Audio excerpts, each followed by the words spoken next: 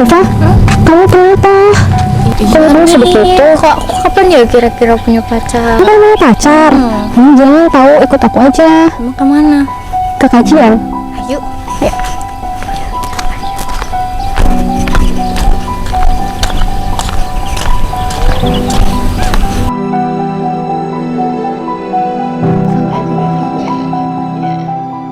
Assalamualaikum warahmatullahi wabarakatuh. Halo pemirsa, alhamdulillah bertemu lagi bersama Ziva di Dialog Uhti Penyejuk Hati.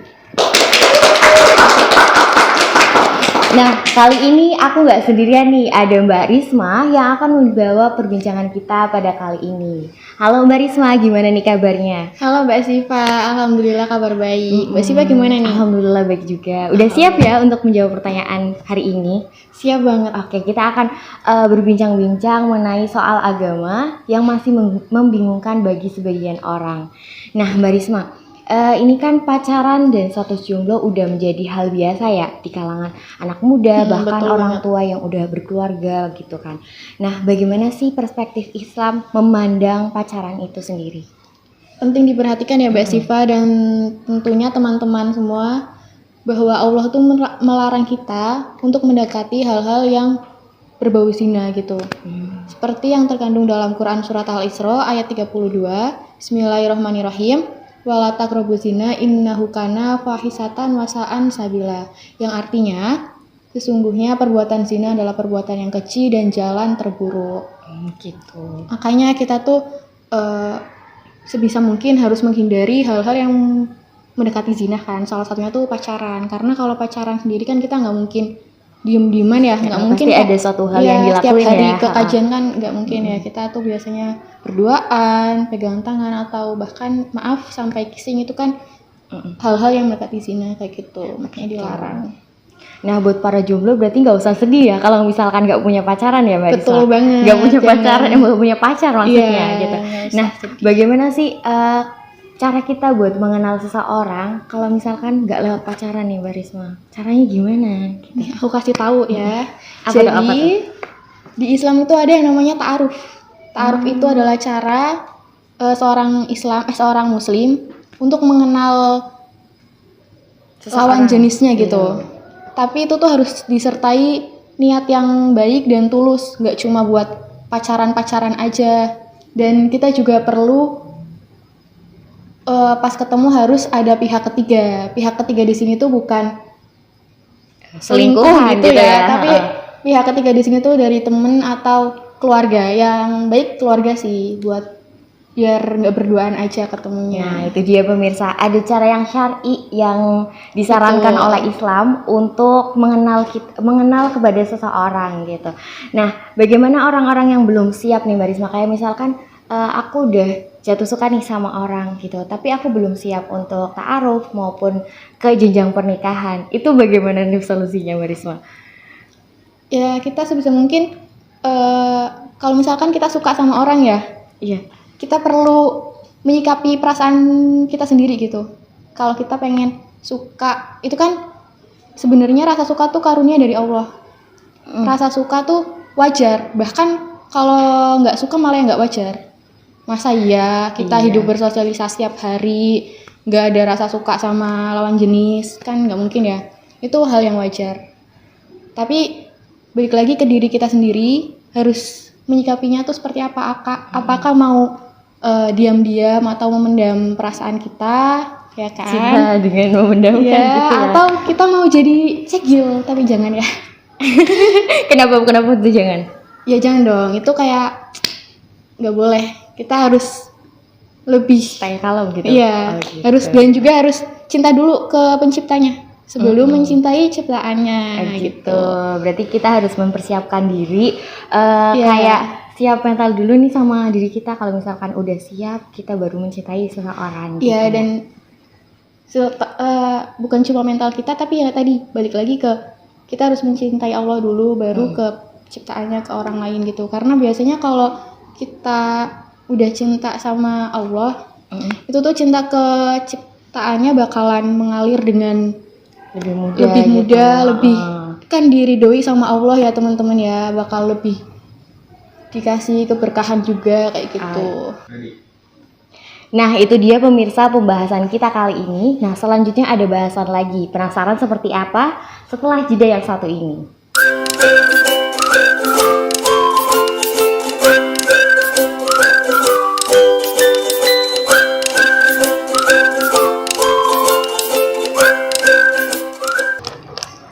Cit, abis ini anaknya jajan apa lagi ya? Nah, kita mau jajan lagi. Kan kita barusan jajan, ini aja belum habis. Tapi kan aku pengen coba jajan yang lain juga. Kenapa? Dengerin ya, Rif. Kalau kita melakukan sesuatu itu nggak perlu berlebihan, harus secukupnya aja. Karena apa? Karena perbuatan yang berlebihan itu mempunyai dampak yang negatif. Ini jajan yang kita beli dihabisin dulu. Uang sisanya itu kita tabung. Lagian kan kita bakal banyak kegiatan selanjutnya. Berarti kita tuh wajib nabung ya? Dengan nabung, uangnya itu bisa digunakan kalau ada kegiatan yang mendadak yang membutuhkan uang.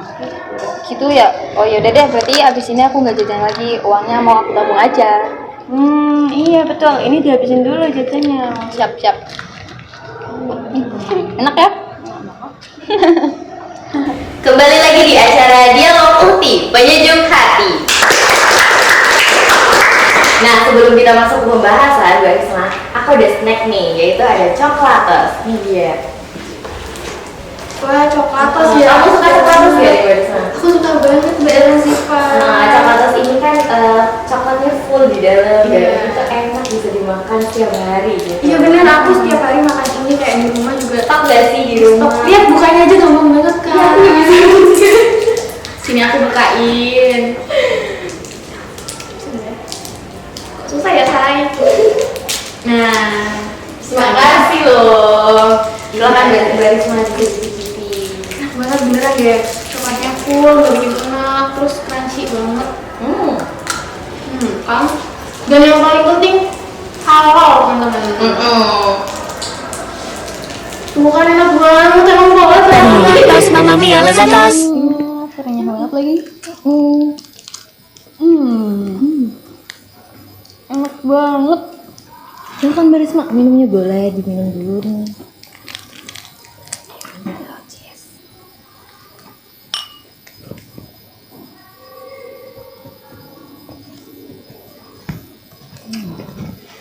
Enak banget ya tehnya. Menyegarkan. Teh asli dari Pekalongan ya? Teh Bandulan. Wah, iya ya. Iya. Wah. Enak banget, aku harus beli sini habis dari sini. Oke, kita lanjut ke pembahasan berikutnya. Oke, Mbak Risma, gimana sih cara kita buat mengedukasi masyarakat yang udah terlanjur pacaran itu kayak udah hal yang biasa gitu, buat mereka tahu biar lebih mengerti gitu. Bagaimana cara mengedukasinya tuh Mbak Risma? Iya, jadi edukasi ini tuh penting banget ya bagi semua orang dan semua kalangan, gak cuma ke remaja aja. Tapi anak-anak juga perlu banget diedukasi. Dan anak-anak ini edukasinya dengan dikasih pemahaman yang mendalam dari orang tuanya.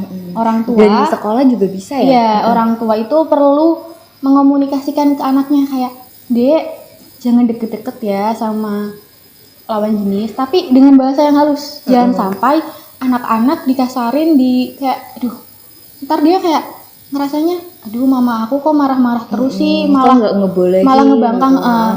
Selain dikomunikasikan gitu tuh kita harus banget ngasih alasannya. Pengertiannya ya, Jangan biar cuma- mereka juga mengerti gitu. Jangan cuma nyuruh-nyuruh menjauh dari lawan jenis gitu. Sebenarnya kan kita juga butuh bersosialisasi sama mereka kan, jangan sampai salah pemahaman juga merekanya. Dan orang tua juga harus memberi contoh, jangan cuma ngasih tahu, tapi orang tua tuh perlu banget memberikan contoh yang baik.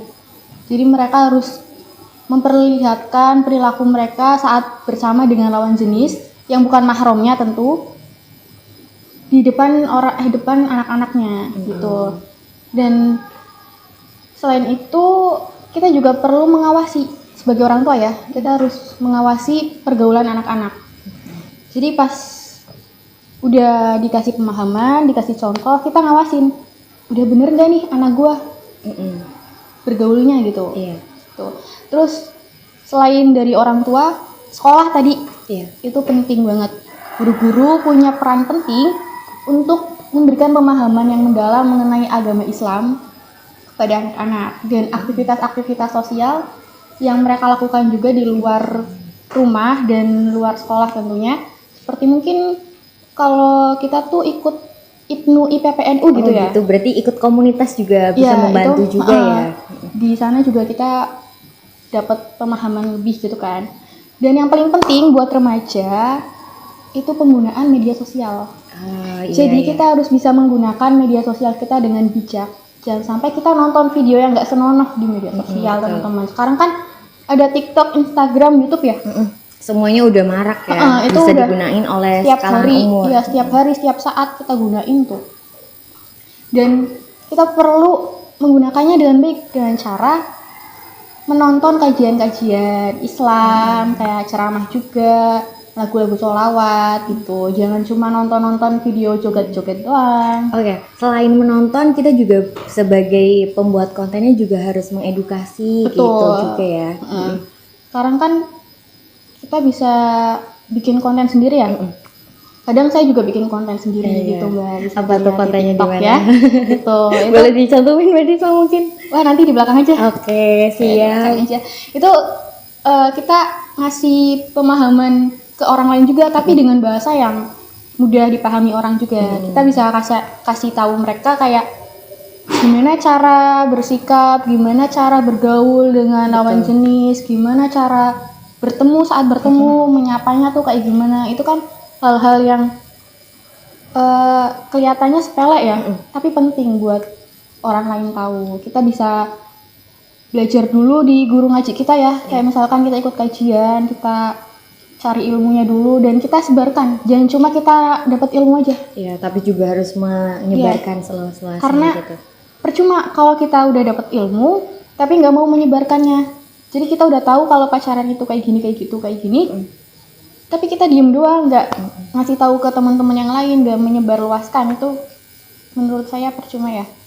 Dan mungkin kita juga paling deket lah ke yang paling deket dulu, mungkin ke teman kita menasehati, ke saudara kita menasehati gimana Mungkin bisa berperilaku dengan gitu, cara yang dengan lawan tidak jenis. secara langsung ya Mbak, kayak menegur dengan kayak nggak usah ini gitu. Iya, nggak usah perlu, langsung gitu. putusin aja pacar lu, jangan itu gitu. kan kayak, Nanti dia langsung apaan sih gitu.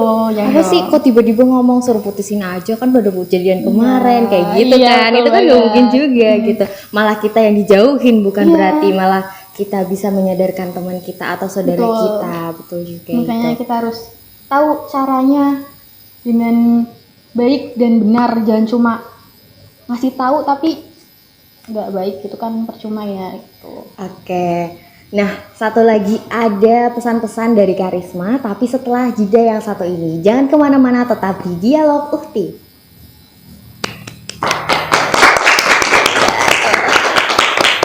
Oh ya anjay. Kakak, tunggu sebentar. Tadi aku lihat kakaknya buang sampah sembarangan di samping tempat sampah. Nah itu kan ada tempat sampah, bisa dong kalau buang sampah di tempatnya. Iya kak, maaf ya, tadi aku nggak fokus. Jadi jangan diulangi lagi ya. Iya, ini aku buang dulu ya.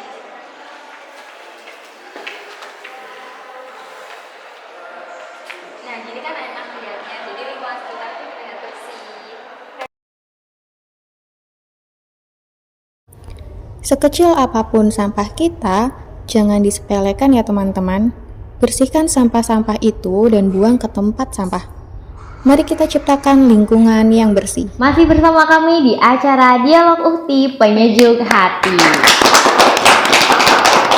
Nah, sebelum kita akhiri, ada pesan-pesan nih dari Karisma yang akan disampaikan.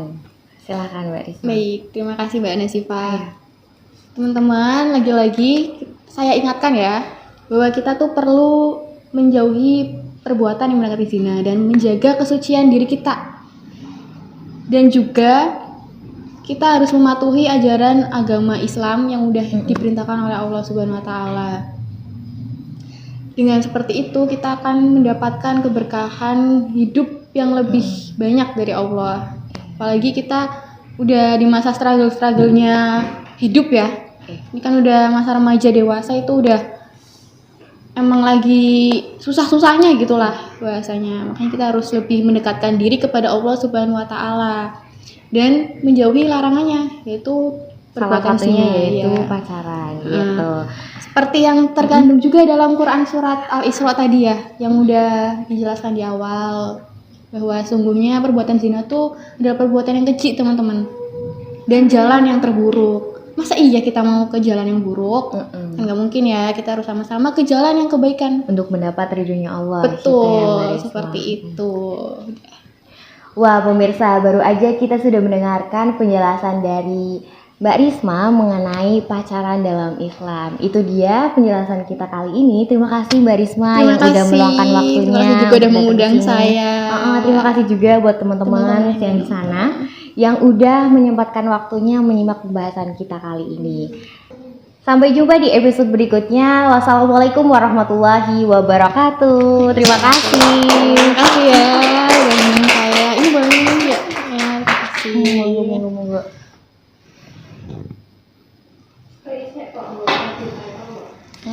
Iya, iya. Ih, Gue kayak mau lagi, minum boleh dulu nggak? nih, emang mau. saya bawa pulang. Oke, boleh silakan. Enggak ya? Nanti Jangan dimarahin cut dulu Pak ya, produsernya. Gak apa-apa. Bu produsernya nanti dimarahin. Kamu dua aja. Enggak, aku mau semua. Saya masukin ke tas saya. Ya teman-teman ya, jangan lupa beli coklat ya teman-teman.